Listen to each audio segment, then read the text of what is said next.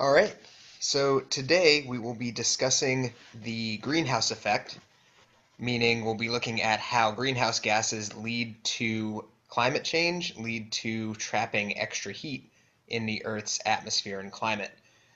Specifically, we'll be examining how that's related to energy, which has been a theme in our course so far, and we'll also be talking about the relationship between greenhouse gases and human activities. So we'll look at an example of how humanity has influenced the global scale chemistry of the atmosphere before, and talk about how the imbalance in greenhouse gas emissions is related to human activity. We'll have a nice discussion about how much of global warming and carbon emissions related to human activity is well understood by science and how much might be still up for debate. So, to start with, let's remind ourselves how greenhouse gases influence global warming, how gases in the atmosphere can lead to higher temperatures at the Earth's surface. So, we know that carbon dioxide can lead to global warming. We talked about that briefly on the first week of class. It's not the only greenhouse gas. We also get global warming effects from methane. Methane is actually interesting because it's a more powerful greenhouse gas than carbon dioxide. For the same amount of methane, you do as much global warming as about 1,000 times that much CO2. But methane is shorter lived in the atmosphere. It breaks apart relatively quickly over the course of decades. So the global warming effect of methane is a little bit different from carbon dioxide. It's not quite as long-lived, but it's more severe while it is present. Also, nitrous oxide is a contributor to global warming as well. So if we're talking about carbon dioxide, methane, and nitrous oxide emissions, energy production is not the only source of these greenhouse gases. So deforestation results in a net increase in the amount of carbon dioxide. Methane from garbage use or from agriculture is another common emitter of greenhouse gases. But if we break it down by amount, then energy production is responsible for almost 3/4 of the total greenhouse gas emissions. So if we're going to be talking about energy, and we have been this quarter, it is definitely critical that we talk about greenhouse gas emissions. So remember from week one, we talked about global warming as heat being trapped in the atmosphere that would normally escape out into space. Now that we've talked about heat transfer methods, we can understand this heat as radiation. So heat from the sun travels to the Earth in the form of radiation.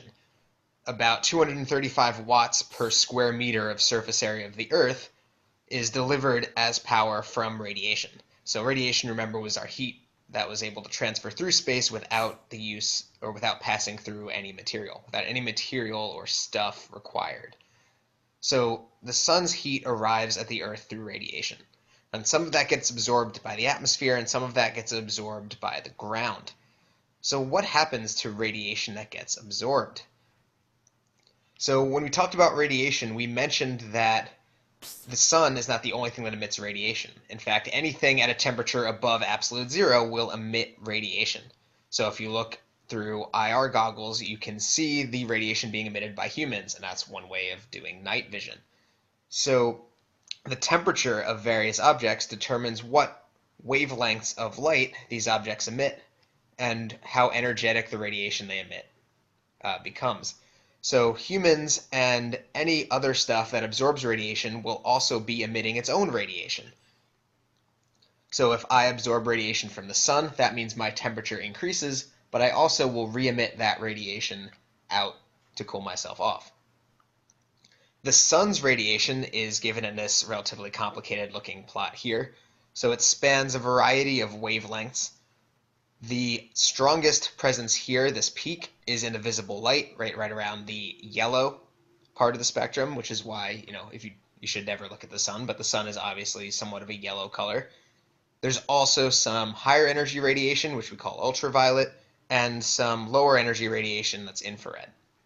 So if you look at a similar spectrum for people or stuff on the planet, that would be re-emitted in infrared because it's at a lower temperature.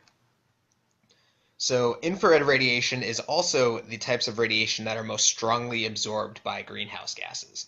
So in this case, that would refer mostly to carbon dioxide. So the radiation that we emit, or that the surface of the Earth emits after being warmed up by the sun, is predominantly in this infrared range. And that means the radiation emitted by the Earth, or by everything on the Earth, is most strongly absorbed by greenhouse gases. So if you're absorbing radiation, you're absorbing a certain amount of energy, right, thermal energy. If you are a tree or some other creature that can perform photosynthesis, then some of that can get converted into chemical energy.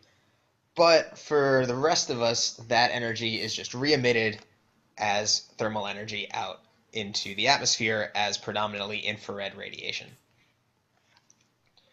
So the carbon dioxide also would re-emit its radiation as infrared. The problem is that radiation is what's called isotropic, or evenly distributed in all directions. So the radiation that was heading back out into space, when it gets absorbed by the carbon dioxide, is re-emitted as radiation in all directions, meaning that instead of traveling out into space, a lot of it gets redistributed through the atmosphere or comes back down to the surface. So now that we know we've talked a little bit more about radiation, we can look at the greenhouse gas effect in form of radiation. So thermal energy comes through solar radiation and is absorbed by the surface of the Earth and the atmosphere. Some of that is, or the vast majority of that, is re-emitted as infrared radiation. Some of that, which would normally escape out into space, is now absorbed by greenhouse gases and partially redirected down back to the surface. Again, some IR radiation, some of that is sent back out into the surface, but absorbed by the greenhouse gases and sent back into the surface.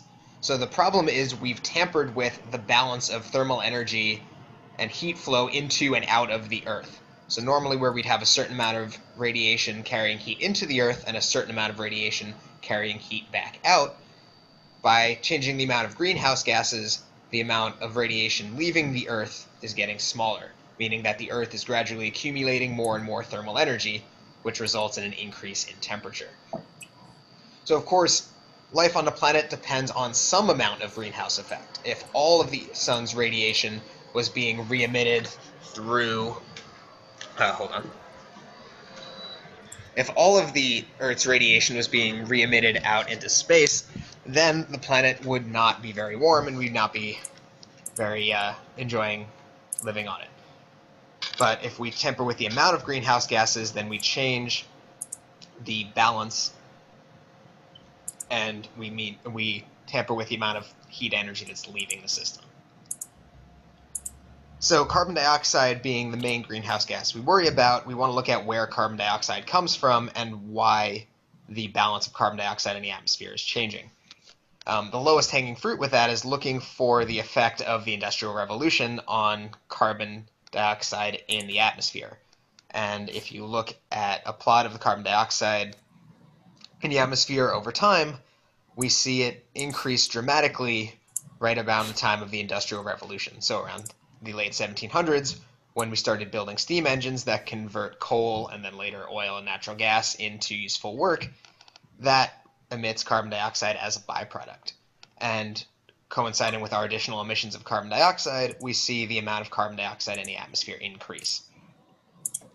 So, of course, any student of statistics will tell you that just because you see a correlation doesn't mean one thing caused the other.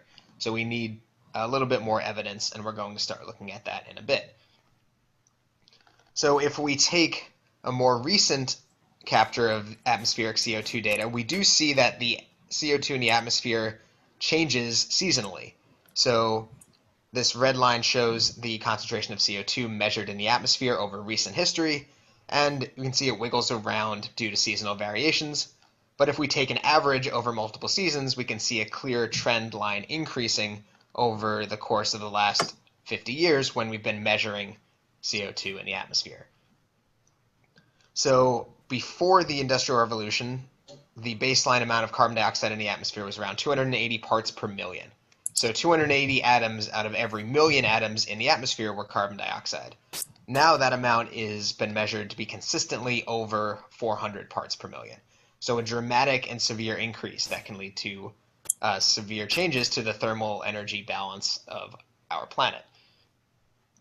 But of course, if we looked at that data goes back into history before we knew how to measure atmospheric CO2. So how do we know what the atmospheric CO2 was in the planet's history before we actually developed equipment to measure it. So a lot of that data comes from a very important bit of research done in Antarctica.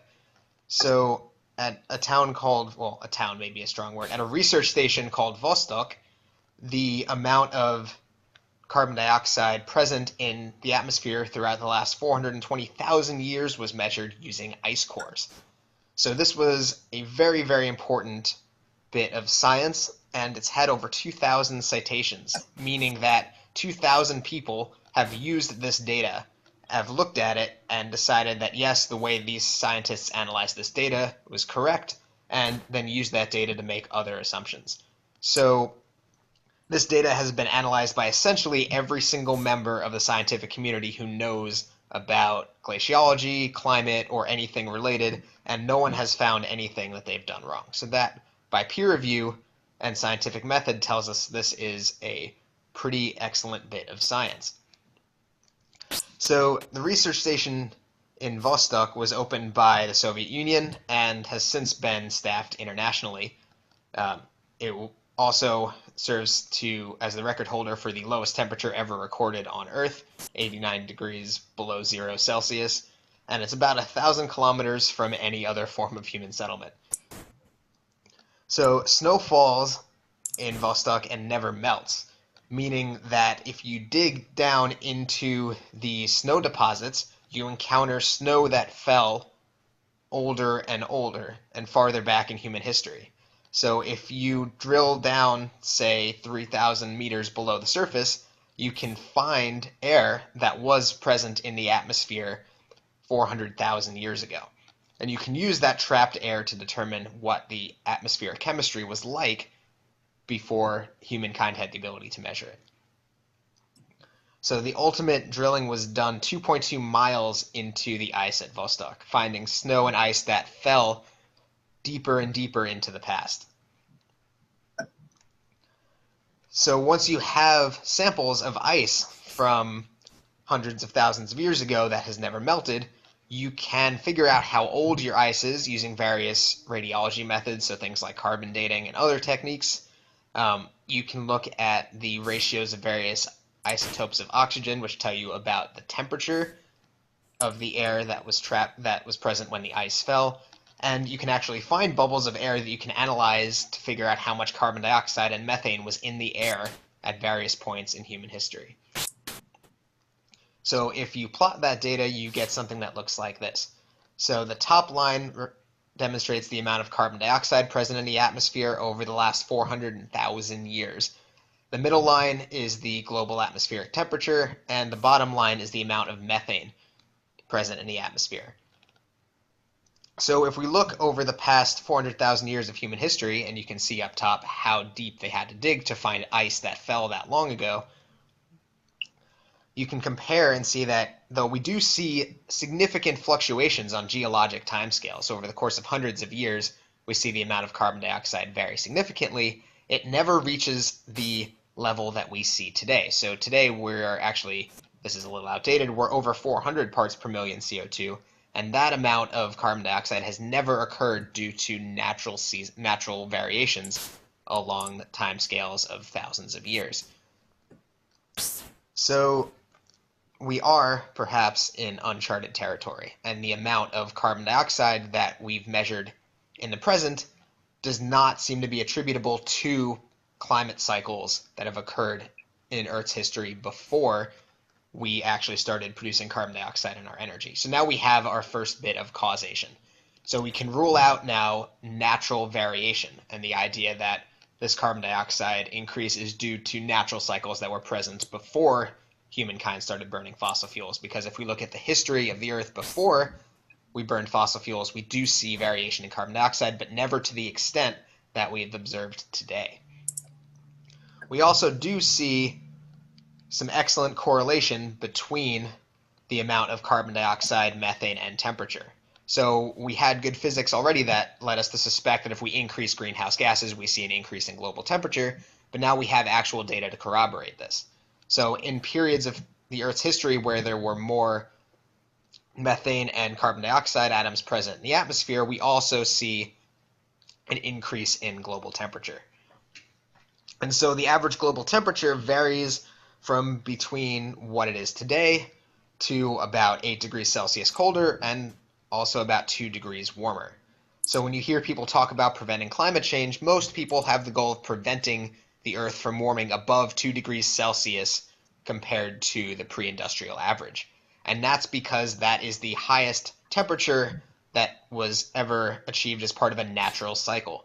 So if we keep the temperature rise to 2 degrees Celsius, then we have not caused the Earth's thermal energy balance to veer outside of what it has in the past. So largely you'll see people talking about climate change putting that as a goal to prevent an increase of more than 2 degrees Celsius. So this excellent bit of science told us that over a period of 400,000 years that we can see that climate and greenhouse gases are indeed very closely linked, and that the naturally occurring cycles of carbon dioxide and methane concentrations do not provide an explanation for the recent increase in carbon dioxide observed over the past 50 years. So that leads us to trying to understand if we can be sure that mankind is causing carbon dioxide concentrations to change. So to be clear, there is no debate that increased carbon dioxide emissions lead to increased global temperature. So there's excellent physics that explains this and actual historical data that confirms this. So we know with excellent scientific certainty that more carbon dioxide does lead to global warming. So now let's talk about, we know that we have carbon dioxide in the atmosphere and that the amount of carbon dioxide in the atmosphere is increasing, which will lead to global warming. There is some talk that, oh, maybe we can't be sure that humans are responsible for the increase in carbon dioxide. But we know that natural cycles don't account for it, and we have some fairly strong evidence that supports it. So what else can we say about this? What else can we use to support this idea that the increase in carbon dioxide concentrations is due to human activities? So one way of supporting this idea is to try and demonstrate that it's a reasonable idea. So the way to demonstrate that something is reasonable is that something similar has happened, right? So can we do a proof of principle? So can we demonstrate that mankind can, through its activities, cause global scale changes in the atmosphere with strong negative effects?